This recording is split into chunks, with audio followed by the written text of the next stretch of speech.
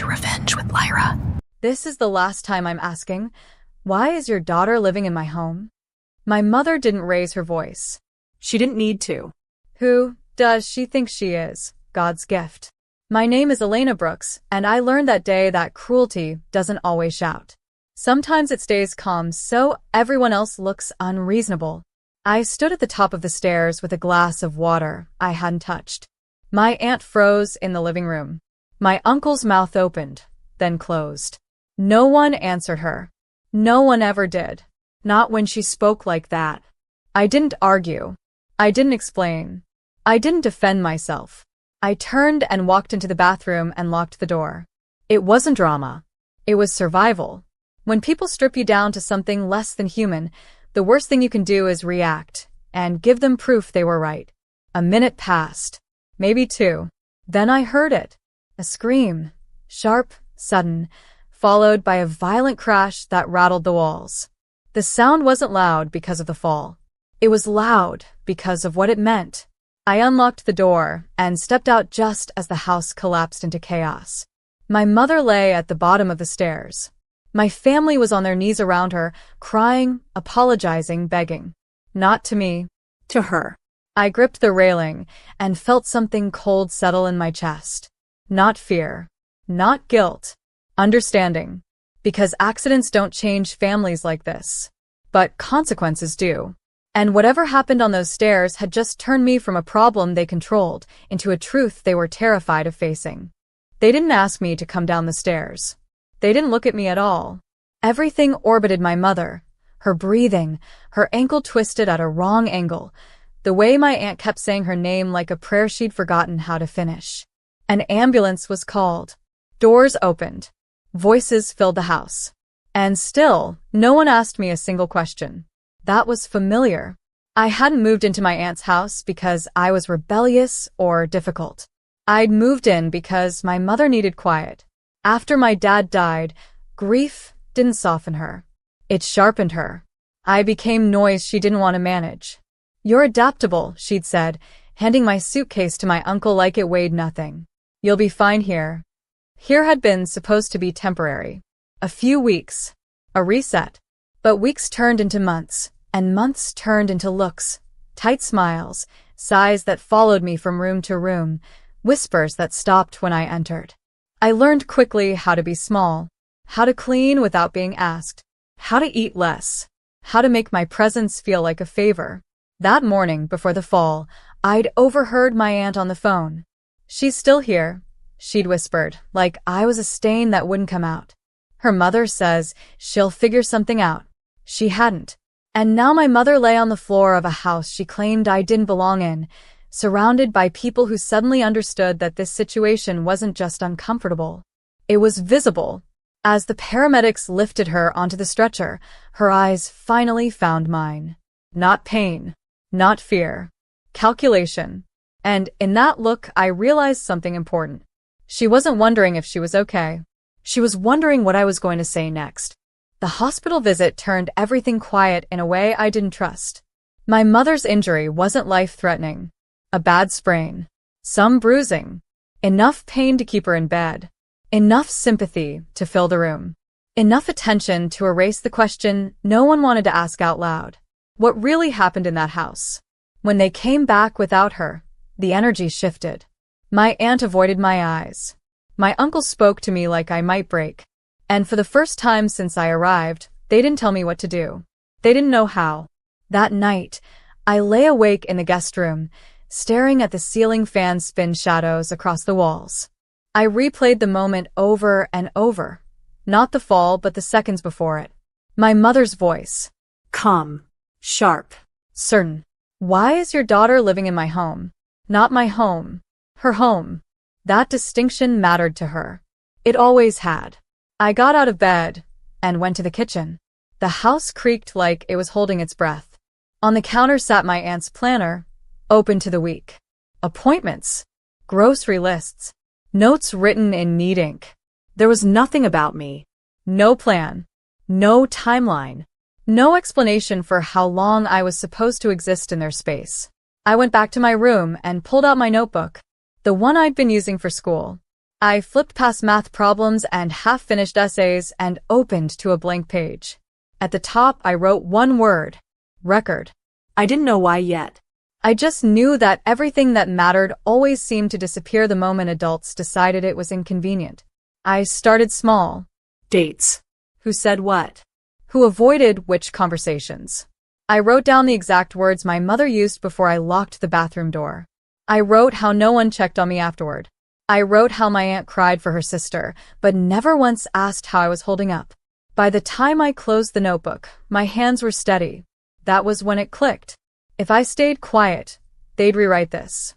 If I reacted emotionally, they'd dismiss me. But if I remembered everything clearly, calmly, exactly as it happened, then I wouldn't be the problem anymore. I'd be the proof. My mother stayed in the hospital overnight. The next morning, my aunt received 3 calls she didn't answer, and one she did. I heard her voice from the hallway, tight, polite, pitched just high enough to sound cooperative. Yes, of course no. She's safe to where family. Family. That word had weight when it was useful and disappeared when it wasn't. By afternoon, someone knocked on the door. Not a neighbor. Not a delivery. A woman stood on the porch holding a folder against her chest, her badge clipped neatly to her jacket. She smiled in a way that didn't ask permission. "I'm here to follow up," she said. Regarding last night, my aunt froze. They sat at the dining table while I stayed in the hallway, listening. The woman asked questions that didn't sound accusatory, but landed like they were measuring something invisible. "How long has Elena been staying here? Is there a written agreement with her mother? Who is her legal guardian right now?" Each answer came slower than the last. When the woman finally turned to me, her eyes were steady. Not suspicious. Not comforting.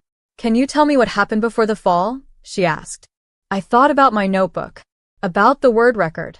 About how adults never believe feelings, but they respect details. So I didn't dramatize. I didn't cry. I repeated my mother's words exactly as she'd said them. The room changed. The woman nodded once and wrote something down. Then she asked another question, quiet, careful, surgical. "And how long have you felt unwelcome here?" I didn't answer right away.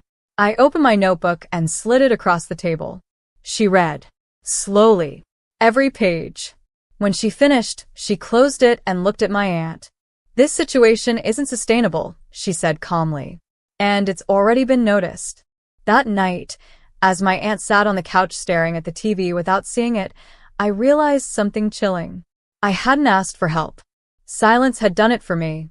And once attention arrives, it doesn't leave empty-handed.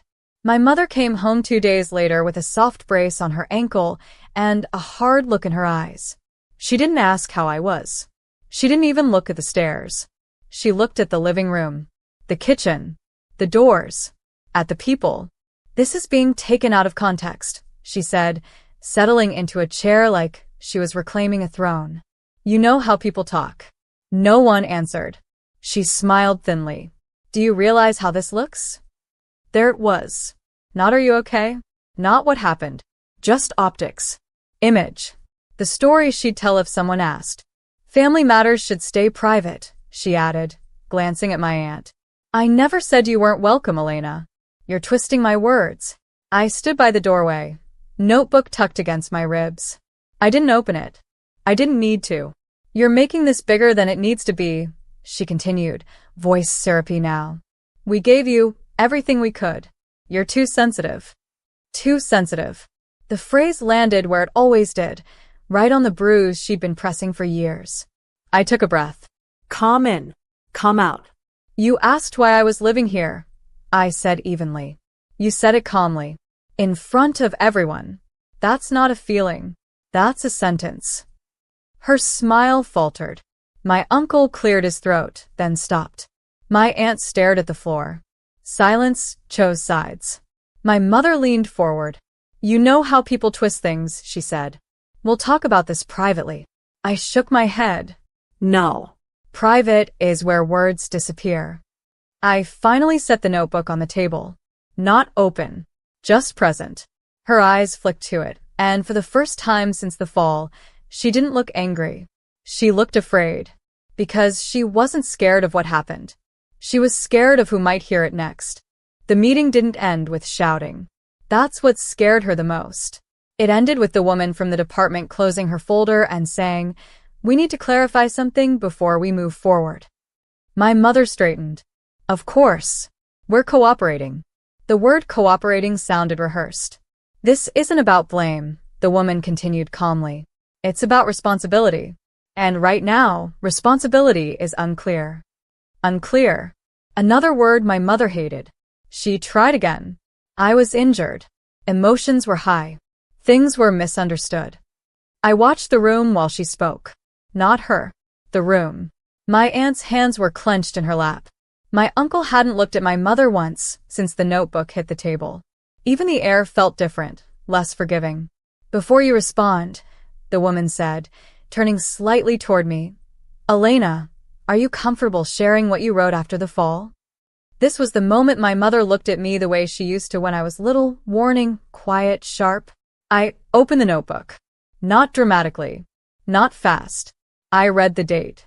The time. Her exact words. The silence afterward. The way no one checked on me. The way I learned to make myself smaller so I wouldn't cause problems. When I finished, no one spoke. Then the woman asked my mother one question. "Can you explain why none of this was addressed before someone got hurt?" My mother opened her mouth. Closed it. Tried again. "We didn't think it was that serious." That was it. No justification. No explanation. Just the truth she'd been avoiding. The woman nodded once and wrote something down. Slowly. Deliberately. In that moment, I understood something powerful. My mother wasn't losing control because I spoke. She was losing control because everyone else stopped protecting her. And once a room decides to listen, there's no way to take the story back. The shift didn't happen all at once. It happened quietly, like a door closing in a house you've lived in your whole life, only this time it locks. The woman from the department didn't raise her voice. She didn't threaten. She simply said, "For now, Elena will not be returning to unsupervised care under the current arrangement." My mother laughed once. A short, disbelieving sound. "You can't be serious." "I am," the woman replied. "This is temporary while we complete a full review." Temporary. That word finally broke something. My mother stood up too fast, wincing as she grabbed the back of the chair. "This is insane. I'm her mother." "And that's why this matters," the woman said evenly. No one rushed to defend her. No one softened it. My aunt didn't look relieved or angry, just tired. My uncle stared at his hands like they belonged to someone else. "You're all taking her side," my mother said, voice shaking now. "After everything I've done?" I didn't answer. I didn't need to. The woman slid a document across the table. Conditions. Supervision. Evaluations. Limits. Loss of control. Printed in black ink. "This isn't punishment," she said. "It's protection." My mother's eyes filled, not with guilt, but with shock. This wasn't the ending she'd rehearsed. There was no scene where she explained herself, and everyone nodded. No version where her authority restored itself. When she looked at me, it wasn't anger anymore. It was disbelief. Because she was finally realizing something terrifying. I hadn't ruined her life. I'd simply stopped carrying the weight of her choices for her. And once that weight shifts back where it belongs, it doesn't ask permission. We didn't leave in a rush. That surprised me. I'd always imagined moments like this would be loud. Arguments spilling into the street, someone chasing after me, shouting my name like they suddenly remembered it mattered. But instead, we walked out calmly. Shoes on. Notebook in my bag. The door closing behind us with a sound so ordinary it almost felt wrong. My mother stayed inside. She didn't follow. She didn't call out. For the first time in my life, she had nothing left to say that could change what was happening. Living somewhere else felt strange at first. Not unsafe, just unfamiliar in a quiet way. Mornings came with questions instead of assumptions. "Did you sleep okay? What do you want for breakfast?" No one praised me for being mature. No one expected me to disappear to make their life easier. And slowly, something inside me unknotted. There were supervised visits later. Short ones. Awkward ones. My mother spoke carefully then, like someone reading from a script she didn't believe in yet. Apologies floated around the room, soft and incomplete. I listened. I nodded. I didn't rush forgiveness. Because forgiveness, I learned, isn't something you give to make other people comfortable. It's something that happens after accountability. Sometimes, late at night, I think about the moment on the stairs. The words she said. The way I locked the bathroom door instead of answering. I don't replay the fall. I replay the choice. The choice to stop explaining myself. The choice to let the truth stand on its own. I didn't plan revenge. I didn't raise my voice. I didn't push anyone. I just refused to carry a lie that wasn't mine. And that turned out to be enough. So, if you're listening to this and you've ever been told to stay quiet for the sake of peace, ask yourself something honestly.